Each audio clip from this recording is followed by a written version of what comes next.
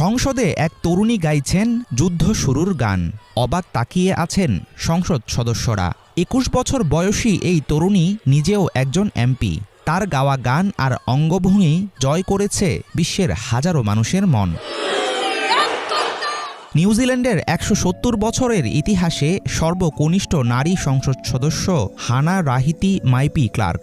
দেশটির পার্লামেন্টে হাকা নামের এক ধরনের প্রতিবাদী সঙ্গীত শুনিয়েছেন তিনি।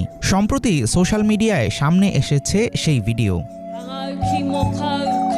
সংসদ অধিবেশনে প্রথম বক্তৃতায় নিউজিল্যান্ডের মাওরি আদিবাসীদের ঐতিহ্যবাহী হাকা বা যুদ্ধকান্না পরিবেশন করেন হানা রাহিতি মাইপি ক্লার্ক।